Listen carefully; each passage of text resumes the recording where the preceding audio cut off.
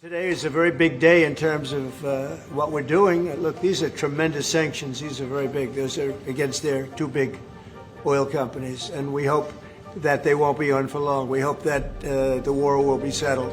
Donald Trump has done something his predecessor did not: sanction Russia's oil giants Rosneft and Lukoil. Together, the two companies account for 55% of the country's oil output, and their revenues are crucial in financing the Russian military. The sanctions freeze all of their assets in the United States and forbid US companies to do business with them. The hope is the move will push Russia to end its war in Ukraine. The dream scenario would be that you get the price of Russian oil, which is called Urals, you get that price to fall. And so it is possible that in coming weeks, because of these Rosneft and Lukoil sanctions, we are going to see people step away from buying Russian oil, and that could cause the Urals oil price to fall, in which case that would really put pressure on the Russian budget. In line with the US sanctions, the European Union has announced a complete ban on Russian liquefied natural gas imports by the end of 2026. And measures against Moscow's shadow oil tanker fleet that the Kremlin uses to avoid sanctions. Today, 30 to 40% of the war effort is financed through the revenues of the shadow fleet. It represents more than 30 billion euro.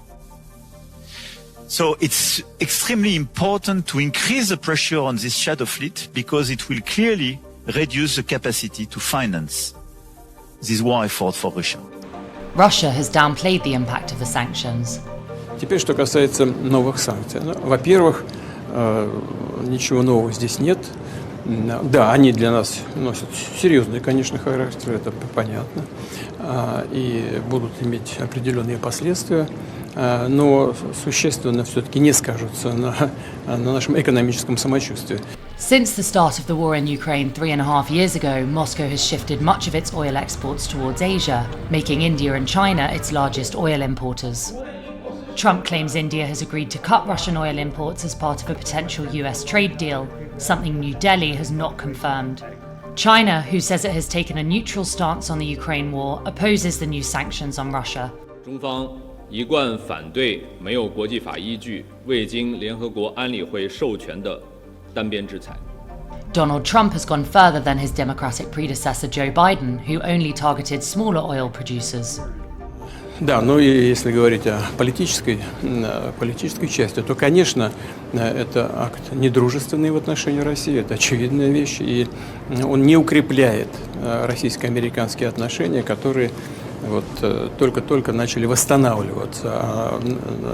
Конечно, такими действиями администрация США наносит ущерб российско-американским отношениям. Ukraine's president, Vladimir Zelensky, said the sanctions show a clear signal for Moscow to end the war. It is really, really hard to fight a war and to fight a terrible war when your economy is imploding.